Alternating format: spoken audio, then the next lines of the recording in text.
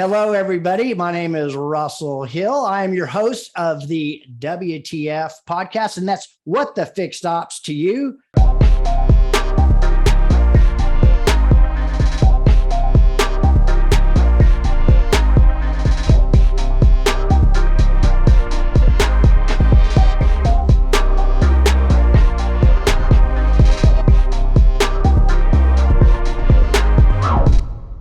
So glad you're here today. We got another amazing episode. This time I'm going to digress a little bit. I'm going to let Charity introduce our guest speaker today. Thanks, Russell. I'm Charity Dunning. I'm the CMO here at FixedOPS Marketing and the co-host of WTF. That's What the FixedOPS.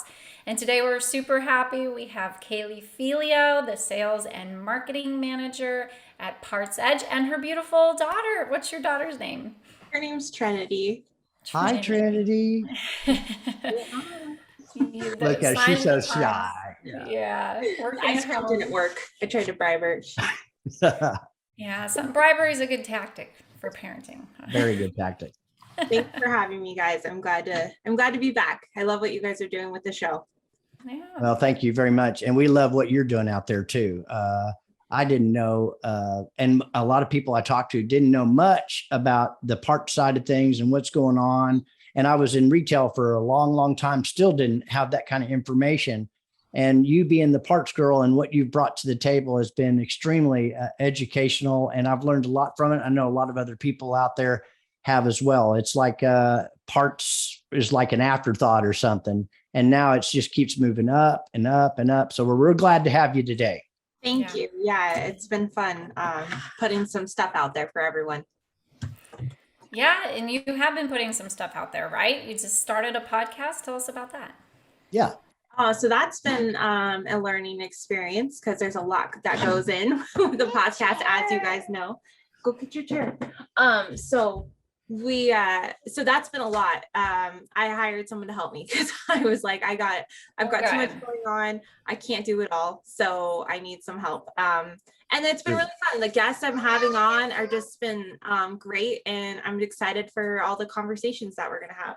Yeah. When did you start that podcast? Oh, I don't even remember. Couple months, maybe? In a couple months. Yeah. It's in a couple months. We're on like episode 6. So, great. Right. Oh, maybe a month and a half because I've been doing it like every Friday. Okay. Right. So there's a lot to it. And for those of you just heard Kaylee, make sure you plug in, you check it out, you like, you share, you love, you reach out to her any way you possibly can. Thank you. Leave a review on your favorite podcasting network. It's almost like I know I met you at I think Charity probably too. It's the first time I met her also at Digital Dealers. I think other than that, you haven't met Charity before or not. Was it Digital Dealer? NADA. Yeah, that's where we met, right? At NADA. No. We finally met in person. Yes.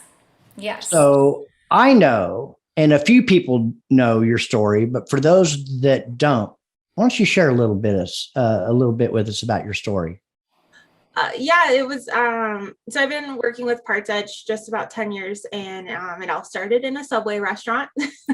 And so my bosses were my regular customers and they presented an opportunity and I took it. So I started in the operations side of Partsedge. So I got to learn how to support our parts managers and really just do a lot of the data and really understanding what we do for our customers.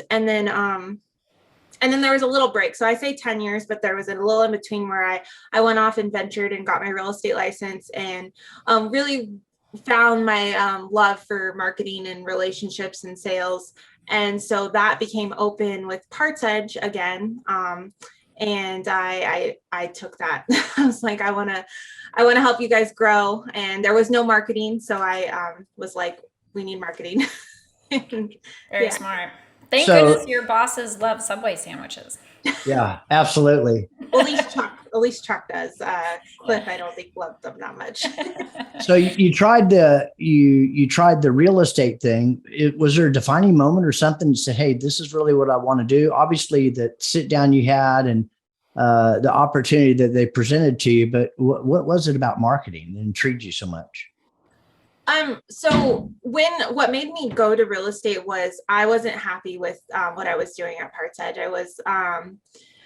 I wanted to be more creative and really be in a sales role, and that wasn't available. So I went off and found it somewhere else.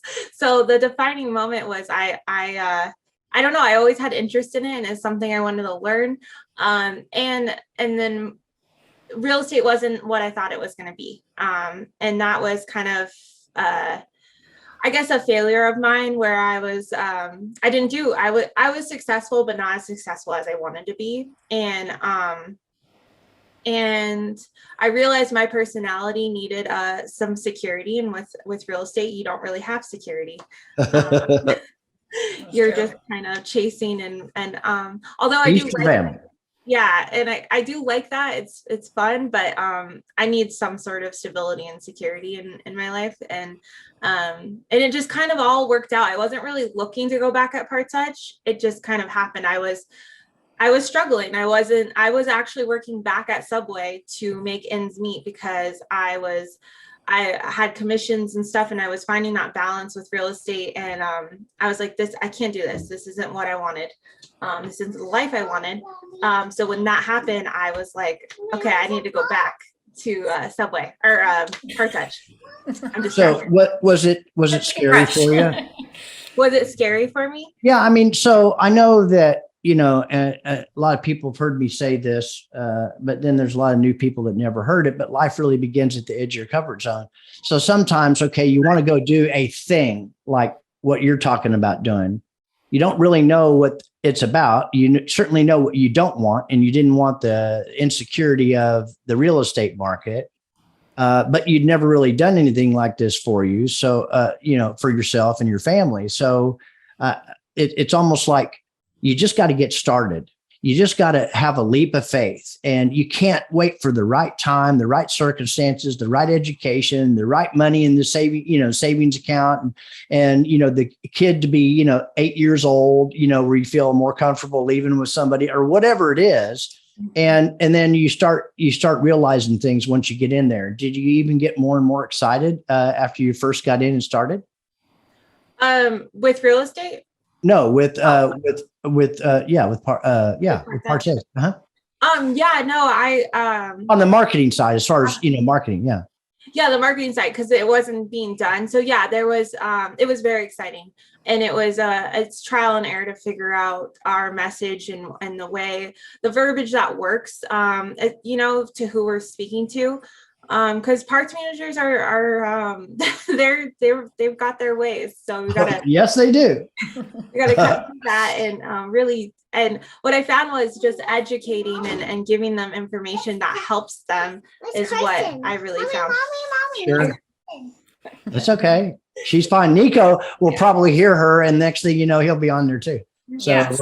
It'll be a family affair. I'll get it's not a big problem. No, it's not. So Kaylee, I know that there was no marketing before you went to Partsedge, and as you got there, you had to begin marketing in the marketing department. And I've done that before, where you kind of come in and you're like, okay, start, and what do you do first? How did you approach it? What did you do? It was a lot of preparing. So I first, we didn't have any sort of CRM. So I implemented a CRM. And then it took a lot of, because I had already worked for Partsedge. So I had a general kind of background or backstory of what we want to do. It's been so long now. It's been like 6 years. So I'm like, where did I start? I started with hiring. I did hire help. So I do have a marketing person that helps me. So we collaborate on really just creating content and articles. I think that's where we started was, okay, we took a lot of Chuck's knowledge, and Chuck, he's one of the founders of Partsedge, and he's a parts expert. He had written articles years ago for Dealer's Edge, and we took those and refreshed them and re-interviewed him and re-talked about like what are the things. And we've interviewed clients, and that's where I started. Yeah. Good. So I know a lot of times when you're undertaking something you hadn't done before, or at least what I find with most people, you have to it's a matter of who you associate with, what you read and what you listen to find out, absorb as much information as you possibly can. And like interviewing somebody to help you out on the marketing side, what were you looking for in his or her qualifications that you thought would be a valuable asset to the team? I was looking for someone who could write really well. People always say I write okay, like good, because my posts, like I do write my posts on LinkedIn, and I do help with like the writing, but she just has a way of writing a better, like I dump it down, all my thoughts down, and then she makes it better. So that's kind of what I was looking for, was how can someone help enhance me or make me do better and save me time so that I can focus, because I'm not just doing marketing, I'm also doing sales. So developing a sales process and having meetings and taking everyone through that. So it's been a lot. And yeah, those are things I never did before. I mean, I did a little bit in the real estate world, but it's totally different with a business, and I wouldn't say totally different, but it's different. So yeah, I bet it is, from business instead of person to person, business to business. Yeah, I bet it can be quite different. Yeah, Charity has been gifted with, she's just phenomenal. And I'm sure that in the last 2.5 years, that she's probably learned a lot about marketing, even though that was her background. But, being in automotive and writing and getting to know me and how I think, and is ADHD and type A personality, as scattered as I am sometimes, she knows how to tamp it down and get what she needs out. So it's been, but I've learned so much from that, and watching her and what she's done, and the name recognition and the branding, which I see a lot with you as well. And it's almost like you'd like to have it overnight, but it takes time. You got to be consistent, right? You got to be consistent. You find that to be true? Oh, definitely consistent. I remember when we first started, you don't get those results instantly, and it's just there's a bunch of different, I don't know what to call it, avenues or paths you have to take with marketing. Sure. And then they all meet, and then it creates this like beautiful thing. I don't know. I love the way you said that. Yeah. It's just consistency and patience, and keep trying. Trial and error. Yeah. Like, okay, that didn't quite work, or did we give it enough time to really make it work? Did we put enough people on that project to really test it and see? So there's just so much with it. It's been an amazing journey, especially when Charity came up with the WTF and what people think, but the branding and the awareness over the last 2.5 years and what it's done. And now there's actually, there's branding, and there's awareness, and there's lead generating. So we're starting to see some of that as well. And then on top of that, I think she's the one that actually introduced me to Dave Floyd, in the mastermind. I could be wrong. Maybe. Yeah. So I started joining all these rooms because I wanted to absorb and learn as much as I could. And I found out something quite different. Might be different for you than it was for me, but I'm a variable guy. So I grew up running selling and running stores, etc. Got in the vendor space, yada. But what I found was parts and service people are a different breed of people out there. And the more and more that I get involved in, whether it be, with Paul on, Sunday night, or Joe and Eric with Service Drive Live, or the mastermind on Tuesday, whatever, there's a core group of people that seem to show up there, and they all support each other. And it's a small community. I think it was Ed Roberts that told me, there's a lot of vendors that pop in and then they pop out. They're in there for the quick whatever, but I'm consistent. I'm there all the time for a particular reason. And Ed told me that's probably the best way, because there's such a close-knit community with parts and service. Do you find that to be the same for you as well? Oh yeah, there's such a close-knit, like once you start showing just that you care, and that you can, you're just there to learn too. And you're trying to make, because we're in business, like we're trying to improve. We see an opportunity, we saw some little thing, and we're trying to improve that for our customers, and those are the FixedOPS people. So it's like, it's a close knit, because once you start showing them that you care and that you can actually help them, then they're like, oh, so did you hear about what they can do for me? And it's just like this domino amazing effect. Yeah, I see you everywhere. Hello, everybody. Here's a quick word for you all. We know electric vehicles are increasing around the nation, actually around the world. The question we ask ourselves is, are we to fear the EV adoption and what it'll do to fixed operations? So we decided not to speculate, but to gather real data to see how electric vehicles will affect and change fixed operations in the future. Our service department is going to remain the profit center in the future. Find out at NADA 2023 in our workshop how electric vehicles will change fixed operations. We look forward to seeing you there. Yeah. Everywhere. You're on the shows, you're doing podcasts, are you actually selling anything? No, I'm just kidding. 'Cause you're so busy you become a superstar. You got other people that are doing that for you. No, but do you have a pipeline, a sales team underneath you? Do they take their lead from you as well? Because you kind of wear a couple of different hats. We're getting to that point. So right now it's all me. So I am the one working the leads and reaching out. So if you're getting emails from me, they are from me. Nice. Good. So, but yeah, no, it's a lot. And, I think we're going to get to a point where I'm actually going to have a full team to support me. That's amazing. Yeah, it is. So what makes you feel like the best version of yourself, Kaylee? Oh, you're just going to go right into the, Just gonna go right into it. This is all impromptu. We got to catch you off guard. I think you kind of did that with us before too. I know, it's payback. So what makes me feel the best version of myself? Yeah. I would say, what makes me feel, I think when I get to, I love being in that creator mode. Like when I get to sit there and create and talk and write, that's what makes me feel like I know what I'm doing. I'm talking about what is important, and I get to create and spread that message. I think that's what's really inspiring to me in a more professional way.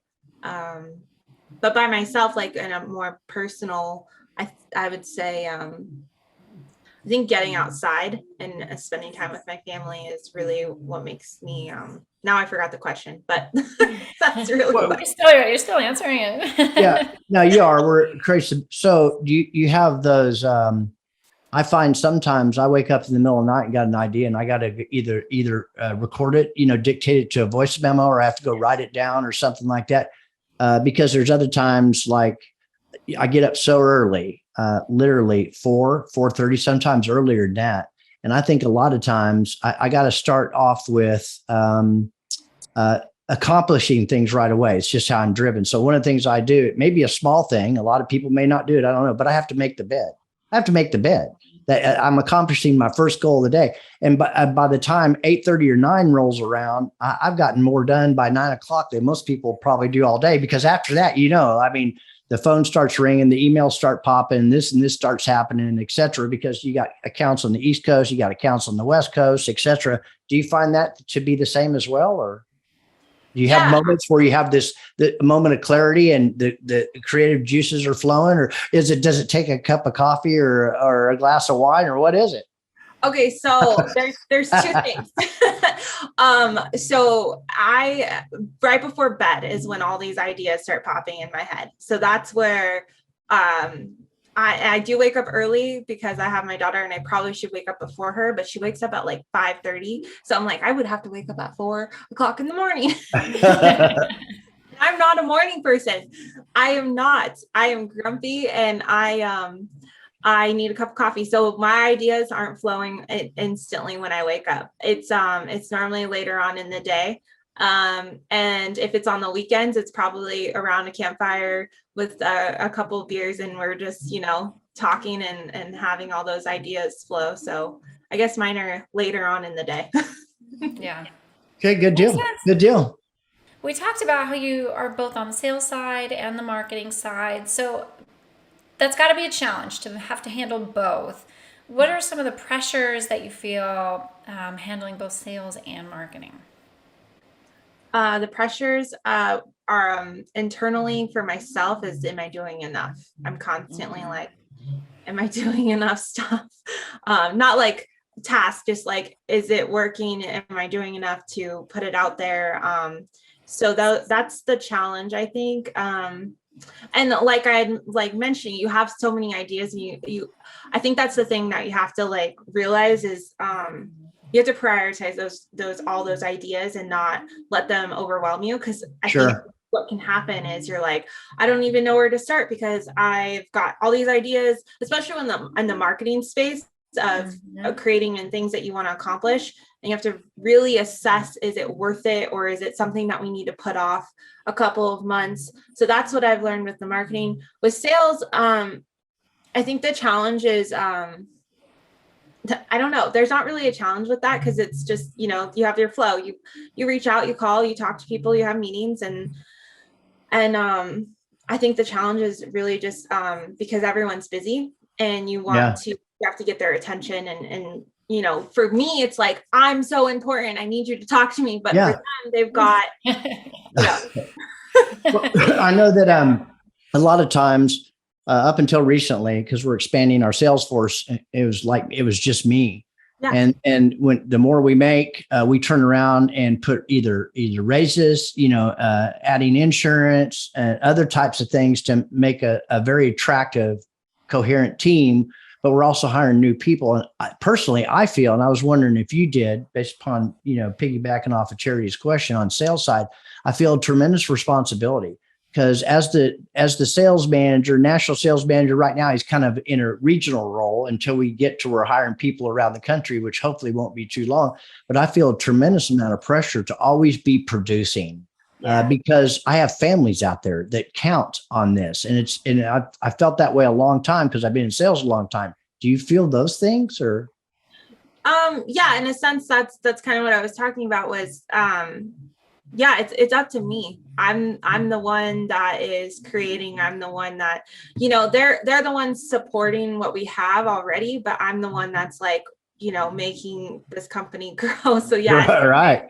You make the wheel turn, right? It's a lot of pressure. It's a lot of pressure. It is. And you know, I'm not one of the founders, but I would say I'm part of that, those big decisions that we're making. And it's an awesome opportunity that I have. And it's a lot of pressure too.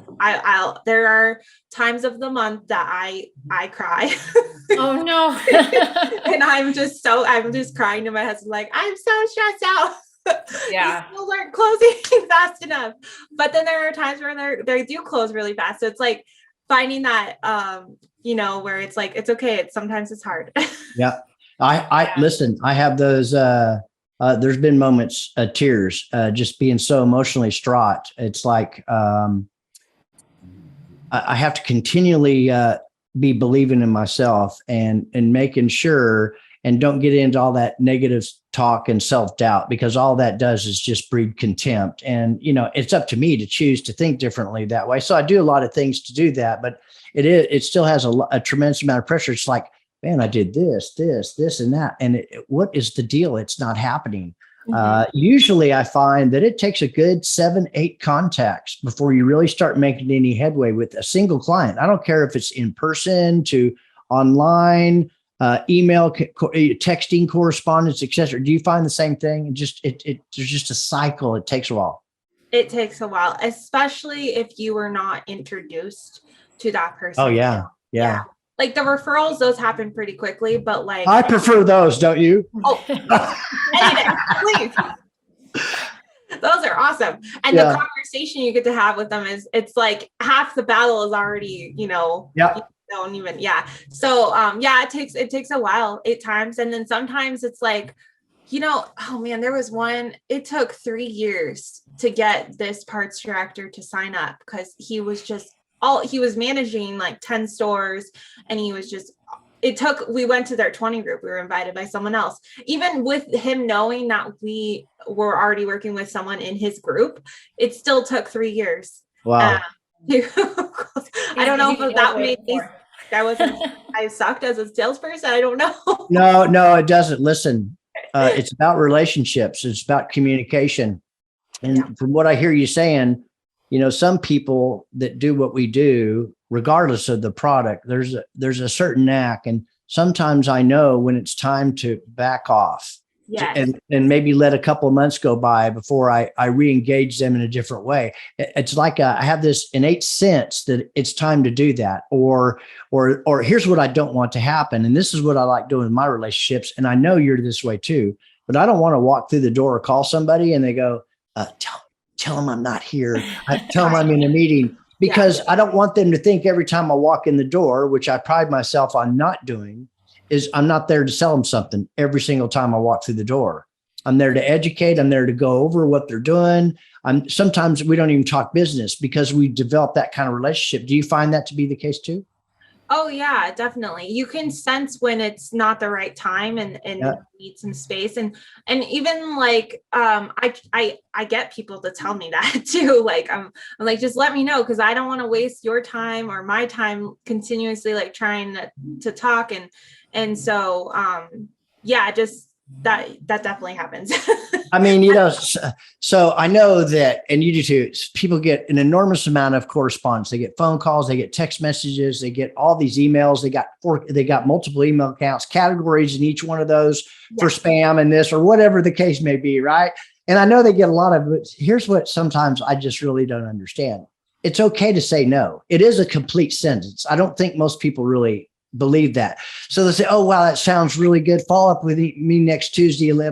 And so you follow up with them because they ask you to do that. And then nothing. And then you text them, oh, I apologize. Can you follow up with me in 2 days from now? It's like, okay, if now's not the right time, Kaylee, it's okay. Just tell me, check back in 3 months. It's okay. Yeah. And that'll stop all the texts and phone calls and emails with just one vendor. Count that by 10 or 15. Maybe you're not going to have as much spam. I don't really know. And I so appreciate the people that are like, I'm interested. I just need a couple months. And I love that. That's fine. I will, wait. And I actually, some people that I text with, it reminded me because I sent this to one of my prospects or leads. I don't know if you could see it. It's me. It's one of the. I'm like, Kaylee, please send that to me. Will you? I'd love to use that. He responded and he was like, he probably is going to listen to this too because we connected via LinkedIn, and he's like, that made me laugh so much, but I need more time. I'm like, okay. You know what though? You know what? He'll remember you. He'll remember that. It's almost like I think sometimes, not all the time, it depends on somebody's recall, but throughout life, there's things that happen, right?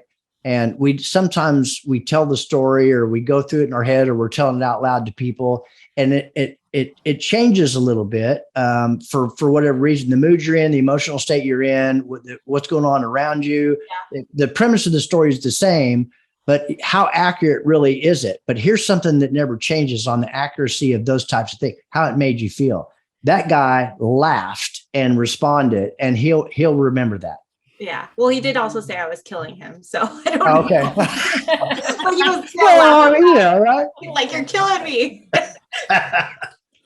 So I've tried to have fun with it because there are like, I'm like, come on, let's go. Because I'm excited. But then I also have to remember as a salesperson too, they've got 50 other things and they have like employees that they're managing, whereas me, I'm dealing with 100 things, but I also don't have employees to manage. So I'm like, and I do understand how it is to manage employees because it is a timing thing. Yes, I love referrals, and with what charity's done with branding and name recognition, et cetera. I mean, all that's great, but it still takes time.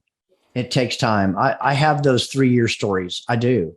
That I've consistently followed up. Or how about this? They scheduled a couple of meetings and they couldn't actually show. Something came up. Sometimes I didn't find out until after the meeting because they just didn't show, or sometimes they notified me right before they can't do it. Something came up. I get it. I don't need a long dissertation on what it is, but then they bend over backwards when the time is right because of the psychology of, hey, they didn't do this and they're built that way. He or she's built that way with character and integrity. They drop the ball, and there's a little bit more of indebtedness where they'll listen to the whole thing. Anyway, I find, but it doesn't make any difference. You have to ask and ask and ask over and over and over again. And usually most salespeople don't ever ask for the business. They really don't, or they'll talk past it.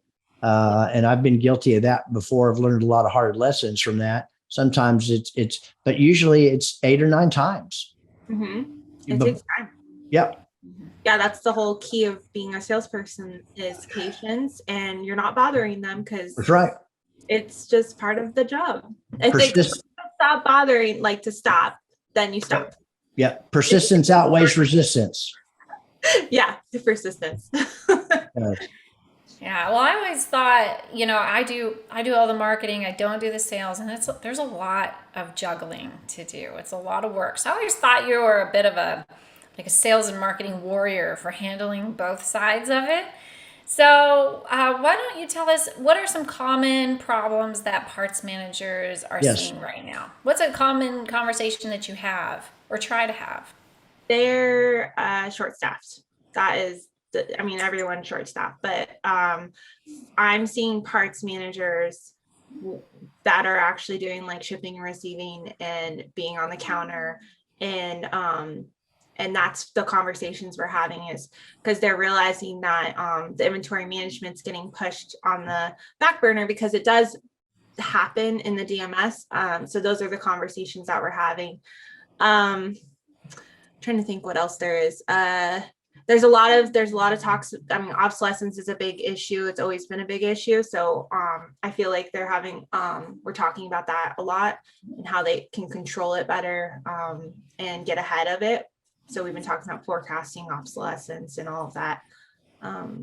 But that's what you do. You offer those types of solutions. Yeah, that's what we do. it's just getting their time again, right? Because of the shortage. Yeah, at parts, service, everywhere. Advisors, technicians. It's just. Yeah, I had a meeting this morning. He was doing a return while we were having our sales meeting because he was like, I have to get it done. And I'm accommodating by like, we're going to do another meeting after hours because it's just, we got to focus. We have to have those conversations of what exactly we can do.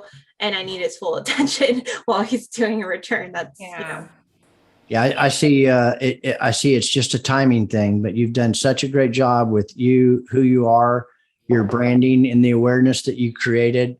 It could be just the circle that I'm in. I doubt that, but you're bringing awareness to something that really hasn't had the awareness before, and all of this since COVID, right? Yeah. Thank you. I saw something in Partsedge when I first started, and I believe in what we do, and I've seen the way that we've been able to help parts managers, and so that just helps. That helps when you're selling something, right? Like you believe in it. I've helped parts managers in the operations side, so I like understand what we do. So it's just a timing thing, really, I think. And I think what we're experiencing is the GMs and the FixedOPS directors are putting more focus on parts and how can we support our parts manager, and they shouldn't have to do all of it by themselves. So it's so true. Absolutely. So I was sitting here thinking, what is the one thing that Partsedge has done for a client that you didn't even expect, that said, oh, wow, it was like an epiphany for you of something that you can share with other people? That's a great question. That was from Charity. So, don't give me credit. Take the credit. I always like to hand it off. Yeah, no. What did I see? What's the one thing Partsedge has done for a client that you didn't expect that it would do, and as a result, it was valuable information to pass along and share, something so like that. Just trying to. I'm thinking. So recently, I would say a dealer signed up with us. So that doesn't normally happen. It's normally a parts manager comes to us and they want help, or it's a FixedOPS director that's like, we got a new parts manager. Dealers do come, but it's rare. So this dealer heard about us. And so what was surprising to me was the way the conversations changed when we first started to where we are now, and how the dealer is working with the parts managers. And I think that he has more of an understanding of what they're going through. and the direction and the numbers and how we're able to support them and how significant those numbers are changing within the inventory. Because he's looking at it, that's his money. and the parts manager, I mean, they look at as money too, but they just look at it differently. And it's just, I think that's what, not that it was surprising to me, but it was great to see that. And you don't see that very often where the dealer is actively involved in those conversations. That's so true. That's a great response as well. I don't know the exact breakdown. You could talk to 10 different people and get 10 different statistics. But since I grew up on the variable side, I was a sales guy and ended up running stores. I didn't know a lot about fixed ops. I made it a point to learn about it. And one thing I want to do is surround myself with somebody who did know a lot about it, because service and parts, can make or break you, just like new or used cars, inventory, buying, selling, all that kind of stuff. So I think that a small percentage, probably 15 or 20% of people that are dealers that run stores, have that experience because they came from the back end. The vast majority of them do not. So I think that was wonderful when you get buy-in like that. Same thing for me. Most of the time, the people I talk to or we talk to make that decision, but sometimes they have to involve the GM or even the dealer principal. And it's really refreshing because I'm trying to educate people about technology and ways to use technology to streamline and make things easier. You're trying to do the same thing. Yeah. And they're wearing so many different hats. Anyway, that was great. That was great. For sure. So what do you see? There's been a lot of talk, Kaylee, about the evolution of the automotive industry, the influx of electric cars. And I like to ask everybody that comes on what their opinion is of the future of the automotive industry. 5 to 10 years, electric vehicles. What do you think it's going to look like? How do you think everyone will be affected, if they are at all? And vendors like us, how will it affect us? So there is a change happening. It's hard to say what will happen. I do believe that fixed parts and service is going to be a bigger department within the dealership, like the new cars and the used cars. It's going to be a smaller kind of showroom type thing. And I think that the focus of the business is going to be more on the parts and service. I think online, it's already happening, selling cars online. And I know that's not electric cars, but like parts need to be sold online, I think. And really just taking that and really assessing like what parts need to be sold online and what parts don't. And it's going to completely change the maintenance schedules and the way that we maintain our vehicles if we have an electric car. There's so much building or foundation that needs to be built, I think, is what I'm trying to get at. And we're only going to be able to do that by doing. And no one really knows what's going to happen. We're just going to have to keep, like, just like with marketing, you keep trying things and seeing what's going to work. Right. That's what's going to happen. The charity asked me that question. I say, hell, I don't know. I don't know what the next 5 or 10 years is going to look like. How the hell am I supposed to? But it's going to certainly involve automation, technology, things like that. On the EV side of things, it's really funny that I have 2 statistics as far as full electric vehicles, it's right at about 1% of the market. And then with hybrid electric or hybrids, it's up to like 4%. So we hear it everywhere. You do too. It's electric. Oh my God, the sky's falling, all this and that. There's a lot to be done before it's really going to be, so substantial that we'll have it all figured out by then. I really believe that. We'll have it figured out. Yeah, no, I remember in 1997, I think it was, right after websites first came on the scene in 1996. I said, and Sherry's probably heard this 20 times, but we had the ultra fast, dial-up AOL modems back then. It was lightning fast, not near as fast as it is today, right? But anyway, Autobytel came on the scene, and they sold internet leads, and they had exclusive dealerships in territories, with a certain mileage radius. And those leads, like 9 out of every 10 bought. They would drive from all parts to buy a vehicle. And everybody was crying the blues back then. Oh, everything's going to change. They're not going to be a sales department. People are just going to turn in orders and come in and pick up vehicles. And I think the same thing's probably, we're going to adapt and overcome. People still want to deal with people, right? They still want to deal with people. We still want to deal with people. There's ways to automate and make things more efficient, but especially when it comes to our vehicles, I feel like we still want to deal with people. Like, yep. You know, do you have an electric vehicle or a hybrid? No, I don't. I have an old car. What was it? Hyundai Santa Fe. And then I got a 1997 Toyota 4Runner. So that's what my daily driver is now. Okay. You know, older cars are great. Do you have one, Charity? No, I have an old BMW. I'm nervous about electric cars. I live in a very small town in the middle of nowhere. There are no electric charging. Maybe one station. If everybody here had an electric car, we would never get charged. Never get done. I mean, so, there's just... Charity, what was the name of that other Affinity that we did a podcast with, energy company or something? Like that? Infinity Energy. Yeah, they're out of California, and the guy had an electric vehicle, and I may be off just a little bit. That's that memory thing I was talking about. But he would drive like 4 or 5 hours, to his parents or someplace. Okay. And then he did it in an electric car, and it took twice as long because you have to strategize where you're going to get and time. And then you got slow chargers and fast chargers. You got storage things. There's all kinds of infrastructure challenges, which is why we got plenty of time. But you know what? The dealers and the people like us that are talking about it now are going to figure it out. The ones that are not paying any attention to it 4 or 5 years from now, they're going to get left in the dust. That's what I believe. Oh, yeah. Yeah. And I don't have an electric vehicle either. No, I don't have one now, but I'm with Charity, where I live in a small town, and there's not very many charging stations, but I think by talking about it, we're going to figure this out. And there's obviously things to figure out.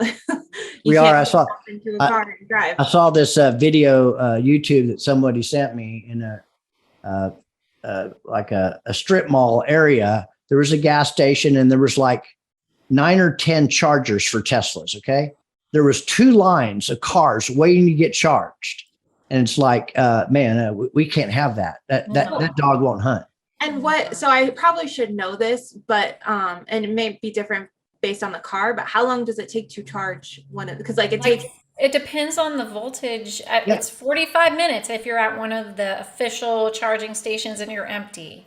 Yeah. And to charge is something like 60% or something like that. And if you're in your Tesla watching TV, that's going to make it slower, to charge. Yeah, so if you have somewhere to be and you have to really think about like your, planning. I mean, listen, I'm open to it. Like I said, when the infrastructure gets there, I get it. I'm into it. Something I just realized that I hear nobody talking about. A friend of mine just bought a Tesla. Okay. And he said, Russell, I had no idea. I love the car. The insurance was double what it was for his car. It's definitely true. You don't hear that. You hear all the talk about the EV stuff and this is great and stuff like that. Yeah. What happens if you have a problem? What happens if it develops a leak? Here's another thing people don't know. I got to mention this. A very good friend of mine that owns multiple dealerships had a Tesla crash in his neighborhood. This is in the Woodlands in Houston. And the fire department, it burned for 3 days before it burned itself out. Fire department couldn't put it out. The foam couldn't put it out. Water couldn't put it out. Nothing could put it out. So these are all things that are part of the infrastructure. How do you handle safety? And every dealership won't be able to do it. I was talking not too long ago to Ed Roberts, and they're ramping up and doing things, adding much. I think there's some, people that come in electric vehicles. Ford doesn't want them to leave service until they at least have like an 85% charge thereabouts or something like that. And then you have the old chargers, and then you got to get these Mac Daddy new chargers, and you don't have the electricity. I mean, just storage. I mean, handling. There's so much. How in the hell did you get off on EVs? You asked about the future. And I'm talking about parts, man. Yeah. I mean, Well, speaking of parts with EVs, so there you go. That's right. I mean, you have to, it's going to be a whole different type of parts and how to like recycling. I think about like, how are we going to recycle these batteries and things? And what is that? I don't want to, I'm not a super environmentalist, but what is that going to do with our environment? No, you know, like all these things that affect our environment. So Right. it's just, Those batteries are the worst part. the Those batteries. batteries are the worst part for And the so environment. one thing I thought of too, which might be a stupid thing to think of, I don't know. Why don't we charge them with solar? Why can't we do that? Infinity Energy suggests doing that at the dealership level, putting the solar panels on the roof, and even at home where people have solar energy But charging. like, why don't we put solar on the car so they're charging while you're driving? Or they probably charge while you drive. Well, I don't know. Do they do that, Russell? I thought they did that too. Well, you know what? That's a damn good. I mean, excuse me. That's a very good question because why? I mean, if it's constantly charging itself while you're driving, you know, on long distances and stuff, like I just Why did they would do? Yeah, did they do that on purpose? I don't really know. Solar maybe. energy isn't where it needs to be. I think it will be. I'm a proponent. As a matter of fact, as we speak right now, I'm thinking about putting some panels on my house. Oh, good. Yeah. You know what the problem probably is you need a very large surface area for solar panels. And between the weight and the lack of surface area, it doesn't make it efficient. That is my guess. I don't know for sure, but these are all things somebody's thinking about.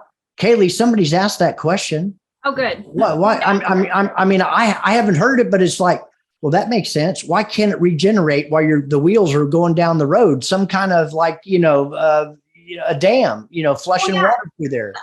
Isn't that what our trailer batteries do? Like if you're camping, your battery charges itself kind of, right? Or no, you have to turn on the generator to recharge the battery. Yep. But there should be a way to regenerate and not have to plug in. Did we just solve the problem? I think so. We've done it. Call us, Elon. Yeah, well, this is not going to be posted in the traditional way. We're going to hype this so much that people are going to want to pay just to see this episode because we have figured this out. We figured it out. So, Kaylee, I'm going to move on to what we are calling the 3 quick fire questions since we're almost done here. Where did we get that?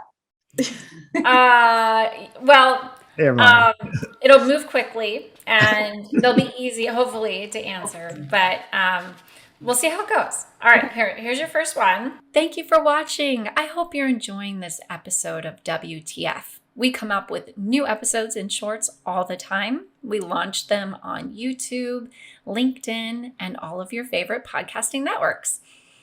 And we'd like to ask for your support. Please head over to our LinkedIn company page, like and follow us there. I'll leave a link to it in the description below. We have a strong lineup of automotive experts coming your way. We don't want you to miss it. Thank you so much.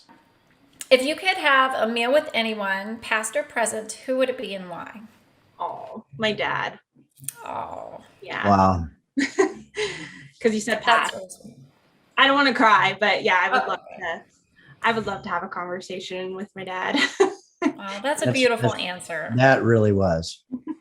What's the best compliment you've ever received? I don't know. That's a hard one. Because I suck at taking compliments or receiving them. I would say probably that I'm good at everything. I'm good at everything I try. That's a good one. That's a good compliment. That's a good thing to be good at. If you could go back to your 18-year-old self with one piece of advice, what would it be? Oh my. Wow. I would say I wouldn't say work less because I worked a lot, and I think that's why I'm where I am. But probably save more, be better, learn more about money management, and not because when you're young and making a decent amount of money, it's just that would be well, basically. those are great answers. People at 18 don't know that because they weren't taught that by anybody anyway. So it takes time to learn that. Unfortunately, I wish they did teach. We can teach you how to make money, or we can teach you how to make money work for you. Which one do you want to know about? Yeah. How about both? Yeah, there you go. Both are. Those are Charity. Those are great questions. Yeah, lots of fun. And so, Kaylee, we're reaching the end of our time. We want to give you a couple minutes. Anything that you want to share you have the floor. And while you do that, I'm going to go get my baby. I know, Okay. I just heard him. Yeah, if anyone wants to reach out to me and talk about parts and how we can just streamline the process and grow your business, that's really what I'm here for. And that's why I'm doing what I'm doing, is because I care about what Partsedge does. And I think that what we're doing is impacting a lot of parts managers, and I wish we were in more stores and helping parts managers. So I don't want to get too salesy, but because that's not who I am. How do they get a hold of you, Kaylee? So you can go to our website, www.partsedge.com. We have actually a lot of ebooks that can help you if you want to just read. And then you can reach out to me on LinkedIn. I'm very active on there. And or you can call me. I don't know if I should leave my phone number, but you can call. That's up to you. That's up to you. Your choice. It's just my direct line, 619-820-8189. Thank you very much. I'm going to reiterate that too. Listen, since I met Kaylee and watching the things that she's done and the reputation that she has, she is certainly one of character and integrity, knows what she's doing, is all about undercommitting and over delivering for you in the parts department. So I encourage you to reach out. Also encourage you to like, share, and love. This is another episode of WTF, and that's What the FixedOPS with Kaylee Felio and Charity Dunning. Thank you so much. Thank you, for Kaylee. joining us today. We appreciate it. Thank you.